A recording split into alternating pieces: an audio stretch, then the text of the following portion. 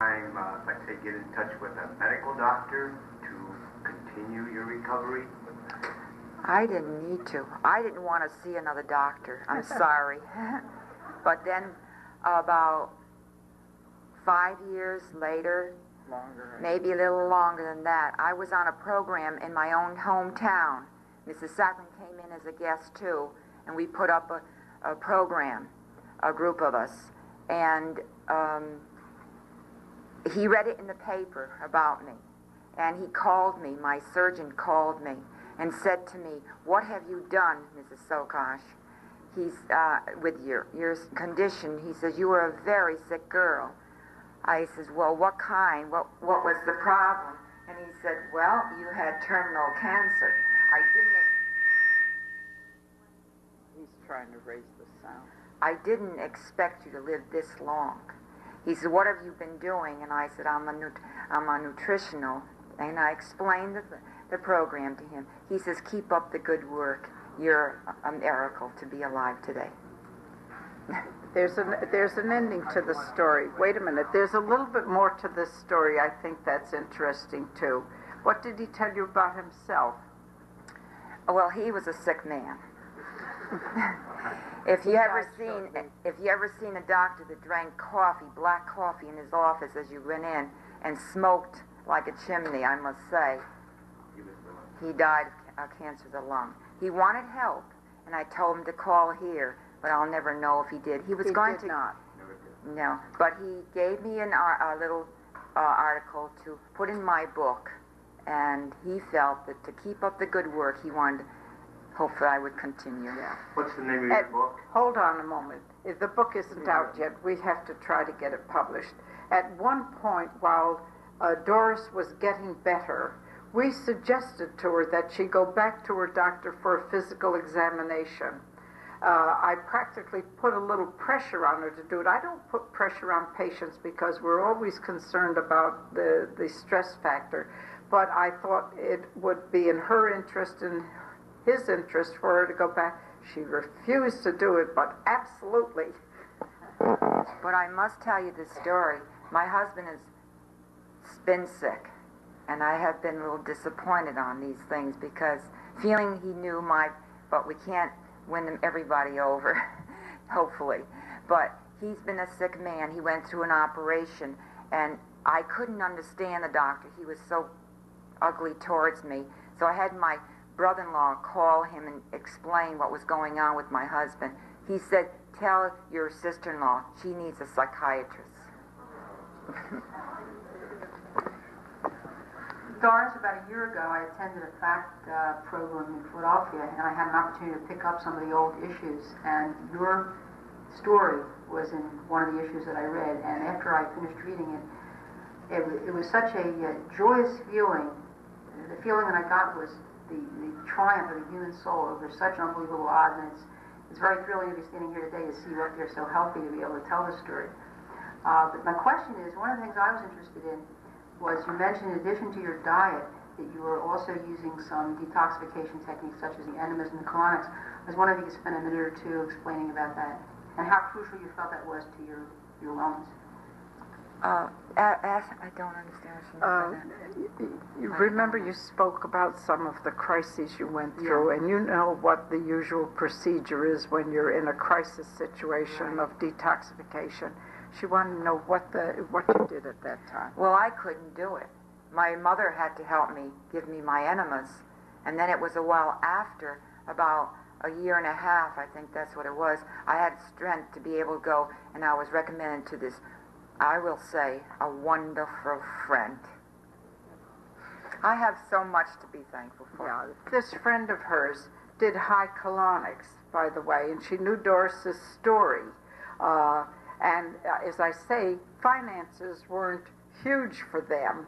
And so she could only avail herself of a limited amount of cost. And this friend gave her her colonic, I think, once a week at no charge, and still does. She's so faithful to me. She won't let a week go by. We have to keep you alive and well, she said. And she watches me with my diet and so forth. She's a great friend. I think from listening to Doris, at least I hope from listening to Doris, you get a good picture of what the system is.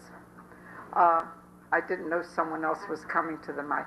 Well, what the system is and what you might go through before the body affects a total recovery.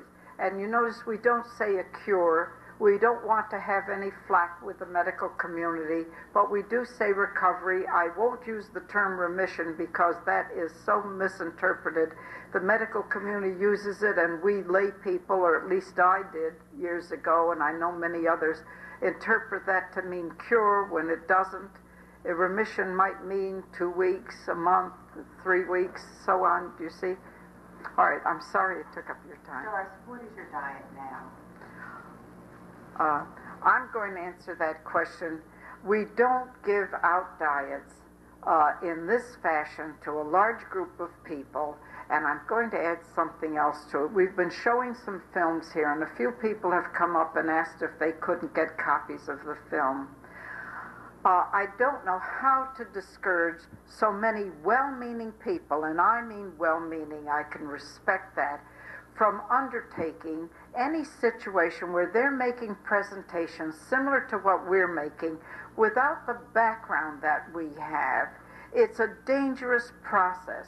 Now, if we tried to give you Doris's dietary program, first of all, it would not apply to you. And secondly, the diet is a very potent tool in recovery, much more potent than most people can possibly conceive. It is potent enough to stir the body into a healing crisis or a healing reaction, and you won't know what to do with it. I'm going to tell you a story that I hope will impress you, and in spite of the fact that you want to do so much for so many other people, I will hope that you would refer them to established organizations. We're not the only one. I'm not saying call me. I'm saying call people who can actually help. I got a call from a woman, I think she was in Pennsylvania, who told me that she had leukemia and that she was quite sick, and what could we do for her? Well, I began to explain that there's a dietary program, which is an absolute must in any recovery system, and the next breath out of her was, well, I've been into a dietary program and it hasn't worked. Now, this is a leukemia patient with acute leukemia. We're not even talking about chronic leukemia. Well, I have a tendency to probe every situation. It's been the basis of my understanding of what's been going on, both in the medical community and in the alternative area. A friend of hers, very well-meaning, familiar with Dr. Walker's juice book and having taken juices for herself, encouraged this gal to get on a raw vegetable juice program, which she did. And the next question that I put to her was, well, did you detoxify too? She says, no, I didn't have to do that. You understand this lack of familiarity with this very potent tool. No detoxification. So what was happening here was all of the toxins that were being broken down at the cellular level were being picked up by the bloodstream, but the rest of the mechanism for elimination was sluggish, not carrying off those poisons. So what she was getting was this huge buildup of the toxins and overwhelming the bloodstream, and she felt sick. And her blood count was down to about 5 when she went to the doctor. That's low enough for transfusion, which she got. I tried to explain to her what the errors were there, hopefully, to help her to understand, to possibly go in the right direction to help herself.